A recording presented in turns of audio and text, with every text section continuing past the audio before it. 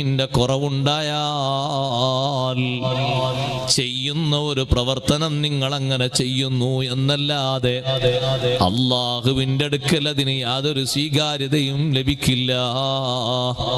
അതുകൊണ്ടല്ലേ ശബ്ദം ഒന്ന് ഉയർത്തുമ്പോഴേക്ക് നിങ്ങൾ നബി സല്ലല്ലാഹു അലൈഹി വസല്ലമ തങ്ങൾ പറയുന്ന ശബ്ദത്തെക്കാളും അധിക ശബ്ദത്തിൽ ശബ്ദിക്കുകയാണെങ്കിൽ അന്തഹബത അഅമാലുകും വ അൻതും നിങ്ങളെ നിസ്കാരം, നിങ്ങളെ നോമ്പ്, നിങ്ങളെ സർവ്വവിധ അമലുകളും പൊളിഞ്ഞു പോകും.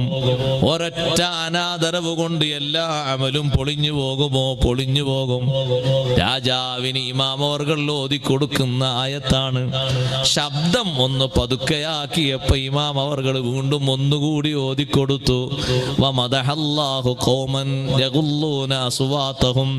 ശബ്ദം പതുക്കെയാക്കി മുത്തുനബി തങ്ങളോട് സംസാരിച്ച സ്വഹാബത്തില്ലേ, അവരെ അള്ളാഹുവിന്റെ റസൂൽ പുകഴ്ത്തി, അല്ലാഹു തആല പുകഴ്ത്തി പറഞ്ഞിട്ടുണ്ട്, ഇന്നല്ലദീന യഗുല്ലൂന അസ്വാതഹും ഇൻദ റസൂലില്ലാഹ് ഉലൈകല്ലദീന ഇംതഹനല്ലാഹു ഖുലൂബഹും ലിത്തഖ്വാ.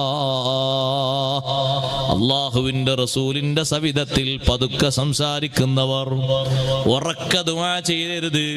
എത്ര സങ്കടമുള്ള സംഗതിയാണെങ്കിലും ആര് കേട്ടാലും കരച്ചിൽ വരുന്ന അത്രമാത്രം വിഷമമായ വിഷയമാണെങ്കിലും ആദരവോടെ, വളരെ സൂക്ഷ്മതയോടെ, വിനയത്തോടെ അള്ളാഹുവിലേക്ക് കൈയുയർത്തി ചോദിക്കണം.